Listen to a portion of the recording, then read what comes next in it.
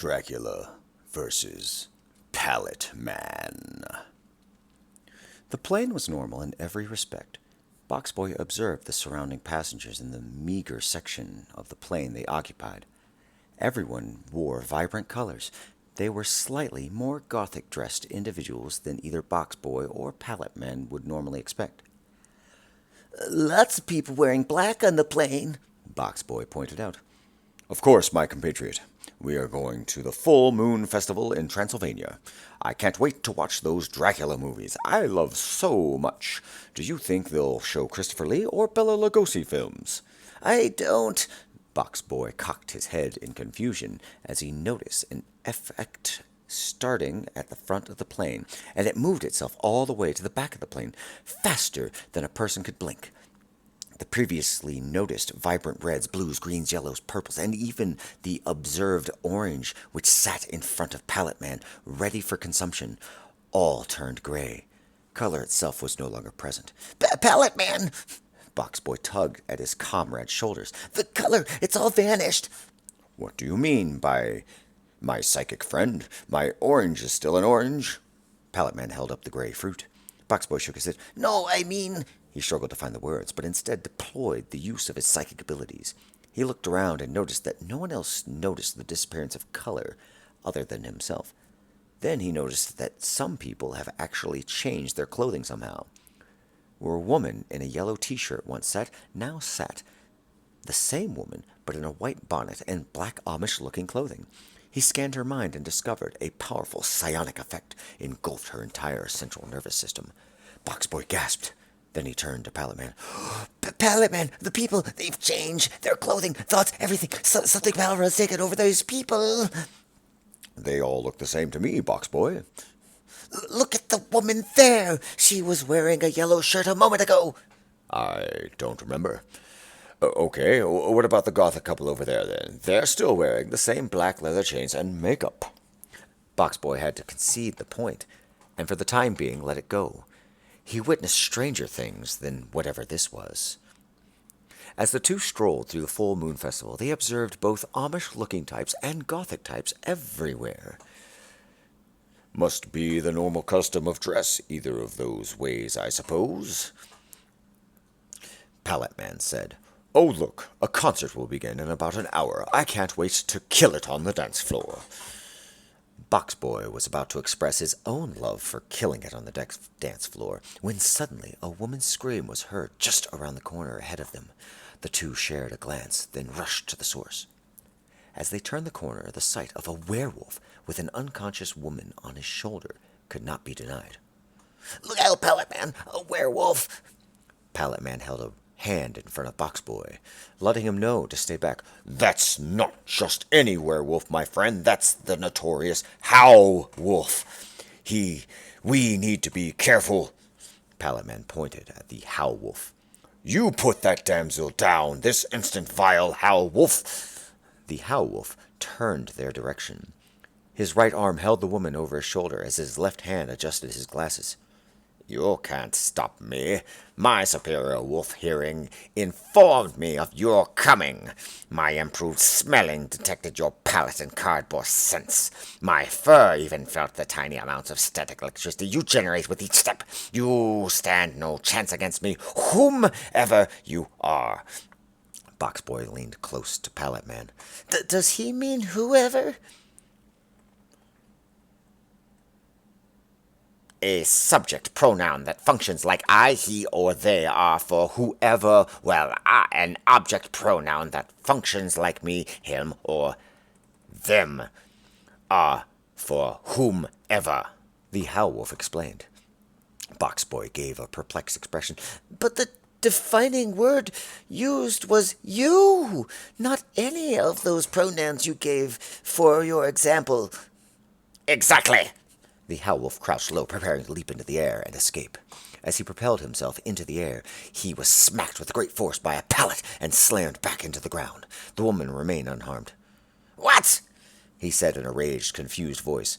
Pallet Man had his smoking hand extended with his palm facing out. Pallet Man did not smoke cigarettes. His smoking hand refers to a literal smoke emanating from his palm after using his pallet conjuring projection ability. Moments later, at the police station,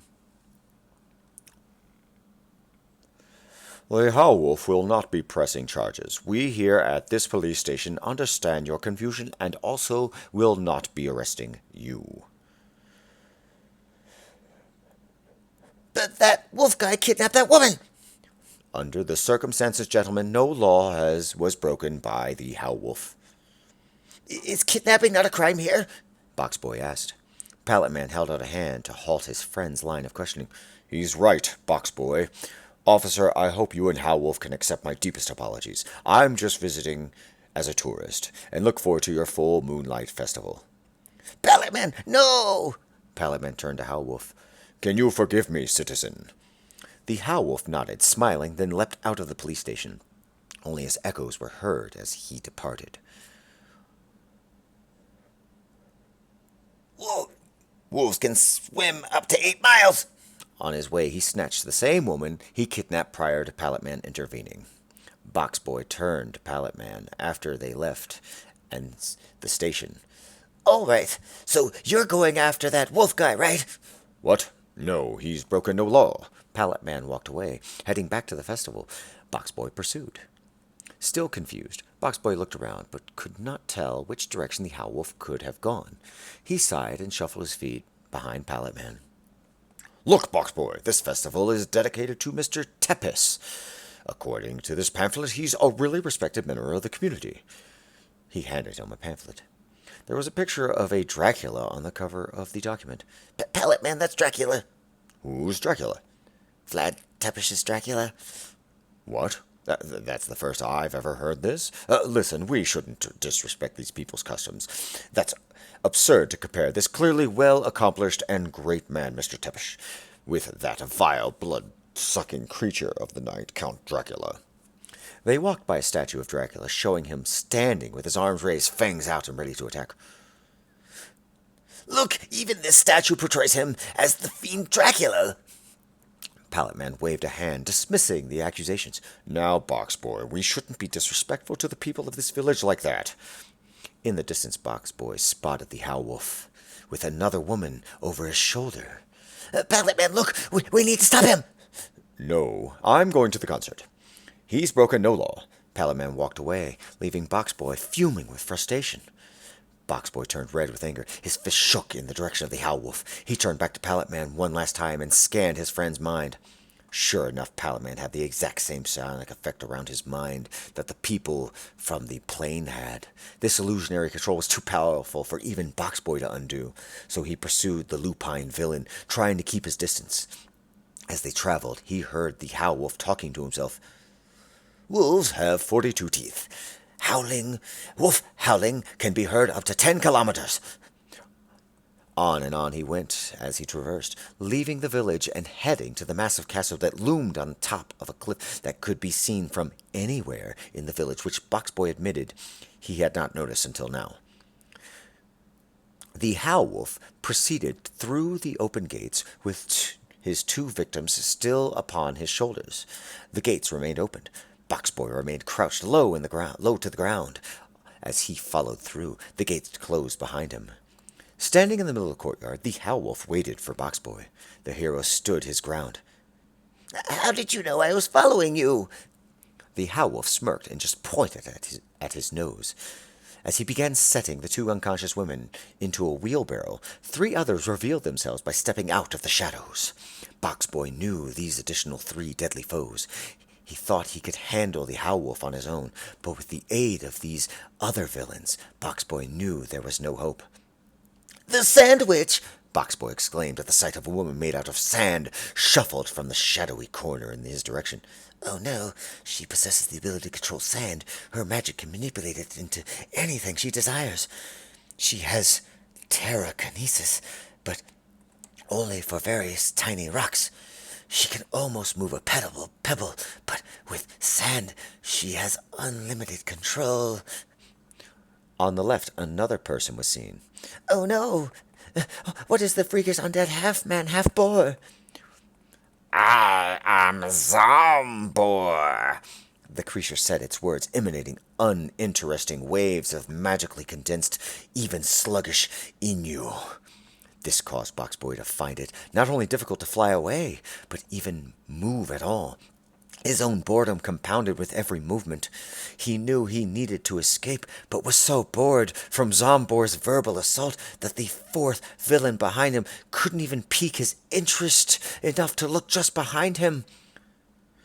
Frankenstein's monster also wore a lab coat, stethoscope around his neck, and even a head mirror, as if trying too hard to let everyone know he's a doctor. The abomination hit Boxboy over the head hard enough to knock him out. Blackness overtook the psychic master of boxes.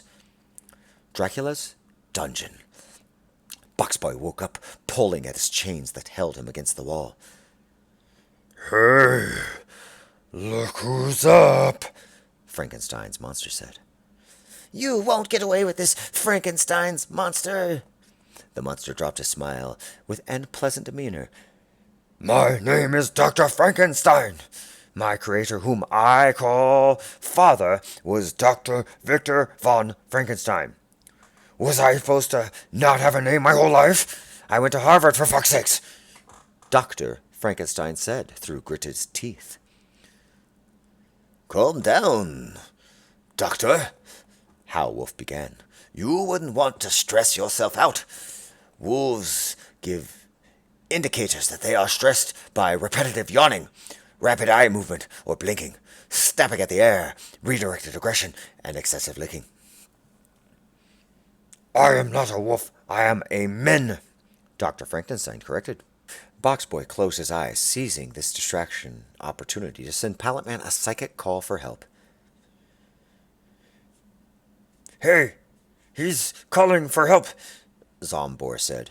Help me, Pallet Man. I am at Dracula's castle. They have me. Boxboy was attacked by Zombor's boring attack. It sapped his will to continue contacting Pallet Man. Pallet Man danced on the dance floor, moving with the Gothic and Amish-dressed people alike. Strobe lights, streamers, loud electronic music, and all the fun signs of a rave danced all around with the participants. His body ceased moving. His head shot up at the message received in his brain. Help me, Pallet Man. Pallet Man leapt into the air, not with flight, but with a mighty leap. His body might as well be flying, but he can't do that, and I'm just clarifying his movements through the air are solely generated via a highly unrealistic jump, but that's still more realistic than a superhero flying. Seriously, how are they even doing that? It's ridiculous how common it is that they can just fly, and it's never really explained. Yeah, but the sun powers him, you see.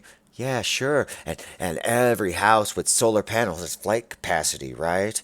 Just stop it already. Dracula's castle's walls shook as the superhero burst through them, even though he could have just as easily and probably faster, as well as using vastly less effort, just gone over the walls. Pallet Man caved in the floor just in front of Boxboy. Then he jumped down into the dungeon. Boxboy could not tell if Pallet Man calculated the precise effort so that he wouldn't be crushed, or if it were sheer dumb luck that Pallet Man didn't accidentally kill Boxboy just now. But he decided not to pursue that line of thinking. Pallet Man, am I happy to see you? Boxboy shouted at his rescuer.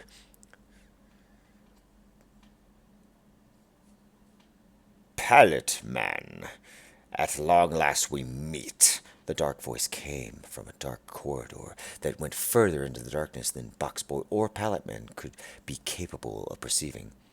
The four minions of the vampire were nowhere to be seen. Dracula stepped out of the shadows, wearing full Dracula attire. There could be no mistake about who this was. The dark cloak, eccentric jewelry, and even that pendant that sort of bound the cloak around the neck that looked sort of like a star, but you wouldn't really call it that, dangled around his neck. He glided down the corridor in their direction. Due to the darkness, he could not be seen touching the floor as he approached the two warehouse warriors. Look out, Pallet Man! That's Dracula! Pallet Man tilted his head in confusion. Boxboy, that's not Dracula, that's Mr. Tepish. Pallet Man stepped in the vampire's direction, with his hand extended. It's a real pleasure to meet you, Mr. Teppish. I've heard so many good things about you from the pleasant village. Pallet Man, no, you're still under his spell. Pallet Man didn't hear Box Boy's pleas. Oh, I'm so sorry about the damage to your ceiling floor and castle wall, sir. Is there anything I could do to repay you? Pallet Man, Dracula has me prisoner. Help! He's going to drink my blood if you don't help me. Dracula's face curled into surprise. What? No, that's not true at all, Pallet Man. He's my guest. He has me chained to the wall. Dracula placed a curving clawed hand onto his chest in a display of sympathy.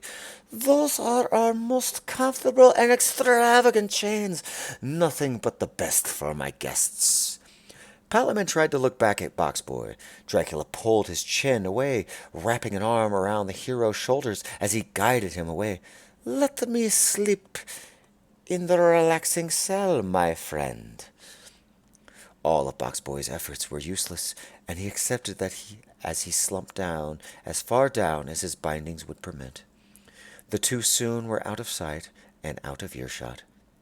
Half an hour later, Dracula returned to Box Boy. So, whatever shall I do with you, the vampire said. I don't know. How about we'll beat you? Box Boy said. Dracula shook his head. No, you won't. He began pacing back and forth. For hundreds of years I have ruled here. All obey my bidding.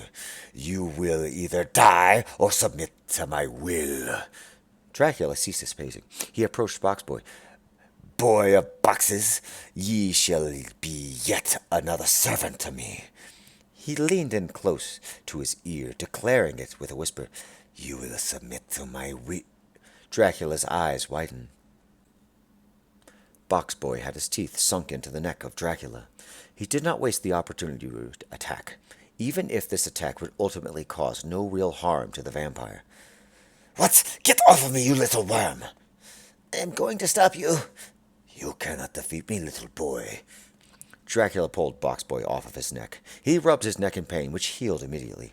You know, of the 600 years I've been hunting mortals, you are the first to actually bite me back.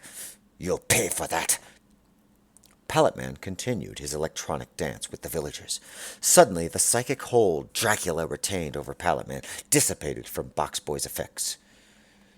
Pallet Man shook his head and knew exactly what had happened. Once again, he jumped into the air. And I've already explained that this isn't flight, so I shouldn't have to explain it a second time, all right? Pallet Man is a really good jumper. Just accept that. I mean, if it is the biggest problem you have with this story, I really don't know what to tell you. He reached the front gates, thinking to jump over them this time. He noticed the plethora of zombies with bows at the ready, aiming for the sky. Then he examined the hole he made with his previous entrance.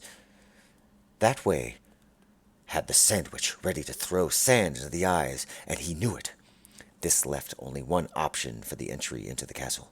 Pallet Man leapt across the moat, which had the drawbridge in the up position, and he crashed through the front gate. He imagined leaving a person-shaped hole in the gate, and he refused to look back because he didn't want that image in his head ruined. In truth, there was a pallet-shaped hole in the gate, which somewhat resembled a plaid design. Bits of wood and metal grate lingered in place, allowing the pallet hole to retain its shape. Dr. Frankenstein was the first to confront Pallet Man in the courtyard. We're going to defeat you. Kill him, he ordered all of the zombies. Dr. Frankenstein stepped back, allowing his archers to step forward, aiming their bows. As the barrage of arrows shot at Pallet Man, he raised both hands, and pallets shot out from the ground, blocking each and every missile. He lowered his hands, and the pallets returned to the earth. Come on! Let's all jump him at once! He can't defeat us all! Sandwich said. No! Howlwolf held a hand up. In his other hand, he flipped to a marked page.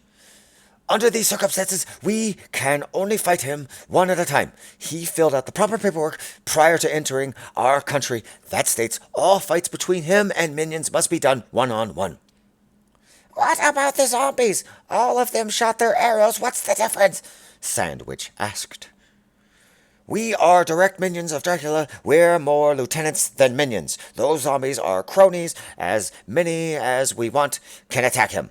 But when we fight him, it has to be one-on-one. This comes directly from the Henchman Handbook, Chapter 4, Section 2, Paragraph 3. Howlwolf held up the exact quote in the back of to which the other three gave an exasperated sigh. Fine, you fight him first. All right, I will. After he deals with our henchman. Howlwolf looked back at Pallet Man, who just finished dispatching the last zombie. Pallet Man held a hand out with a beckoning motion. The Howlwolf charged Pallet Man with his lupine battle cry. Wolves have over 200 million scent cells! With a singular backhand, the Howlwolf flew back into a pile of wood. Pallet Man pointed at that wood, and it lifted into the air and formed hundreds of tiny pallets. Those pallets took flight and revolved around the hero, threatening the other three minions. Screw the rules, Dr. Frankenstein roared. You're getting very bored, Pallet Man, Zombor said. You are slowly losing interest in this fight. Half a dozen tiny pallets struck Zombor from every direction. The half-zombie man, half-boar, collapsed from pallet overdose. Sandwich summoned a tornado of sand. Pallet Man closed his eyes to avoid sand in his eyes. Dr. Frankenstein tackled Pallet Man onto the ground. You're not Frankenstein. You're Frankenstein's monster, Pallet Man declared while being held down on the ground. I am so sick of the racism men like me has to endure every day. You're a doctor, and you're working for a vampire. What kind of doctor would work for such a monster? Doctors are supposed to help people. My doctorate is in quantum physics. Zombor began to move towards the prone Pallet Man, pinned by Dr. Frankenstein. Pallet Man took hold of his attacker, composed of many men, and hurled him from his prone position to Zombor. He stood up and looked from the two now unconscious minions to the only one remaining, the Sandwich. You cannot hurt me, Pallet Man, she said. Pallet Man began to circle around her, as she did the same. He looked for any way to attack this woman, made out of sand. You might be right. He threw a singular pallet at her. It passed through, slowing down all of its momentum, and slumped onto the ground motionless. Ha! Is that all you got? She said. Pallet Man shrugged. He turned around and jumped out of the castle. The surprised look on her face caught her off guard. What? You're just going to run away? Pallet Man landed next to the moat full of black liquid. He focused his powers on something new, something he had not tried before. I've seen pallets made out of plastic. I can control those. I can do this. His thoughts maintained the general rectangular shape. The shape formed in the liquid. He pushed the limits of his ability to expand, and the thing became bigger, absorbing all nearby mystery fluid into itself. Then it lifted into the air. Just as it rose above his head, the Sandwich arrived. You cannot escape me. Pallet Man smiled, and with a straining vein on his forehead pulsating, he said, Time for you to have a nice cold glass of justice, Sandwich. And with that he hurled the thing at her. Splash she went, her screams of agony ever present. Sandy black muck with a face was caked into the wall. Globs of the stuff was splattered across the entire southern wall of the castle. I'm here for Box Boy, Dracula. Box Boy's face lit up with hope. What? No more Mr. Teppish? Such disrespect. Pallet Man conjured a pallet and flung it at his foe. With but a wave of his evil hand, the pallet flew into a wall and vanished back into nothing. Is that all you can do? I can control all things conjured into existence, you fool. Pallet Man quickly scanned the surrounding dungeon area for anything that he could use. Then he saw a singular pallet under a few mystery boxes. The pallet flew at Dracula. "Fool! Why would that hurt me?" Dracula laughed as it still hurled his direction. "It has a whole lot of lowercase t's. I know how much you hate those." You mean crosses? What? That won't work. It has to be a holy cross, not just some random cross sections of wood. Otherwise, how could I go anywhere? Do you have any idea how many of those exist naturally, just from trees in a forest alone? Here, I'll prove it. Watch it. Watch it harmlessly do nothing to me. The pallet slammed into Dracula, causing him not only to fall, but become trapped on the floor of his own dungeon. What? How is this possible?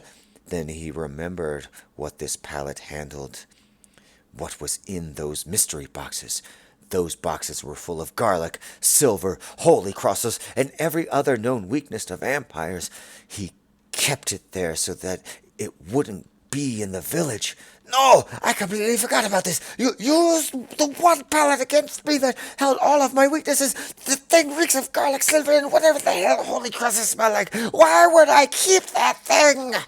Dracula scrambled free of the pallet, then moved with lightning speed to escape his own dungeon. His remarkable speed was faster than Pallet Man could possibly keep pace with. Dracula opened both of his front doors, ready to transform into a bat form, because even Dracula agrees that flight without wings or some kind of propulsion looks really dumb or makes no sense, even to the master of the dark arts such as him. The sight of the last remaining minion, who only just now arrived at his master's aid, filled him with a dread he had no way to express with what little time he had remaining. Sun Man, a being who constantly emitted sunlight from every inch of his skin, was happy to see his master greet him. His master was not happy at all by his minion's worst possible timing. Why would I have him as a minion? This makes no sense at all. And then Dracula was vaporized. End of Dracula versus Pallet Man.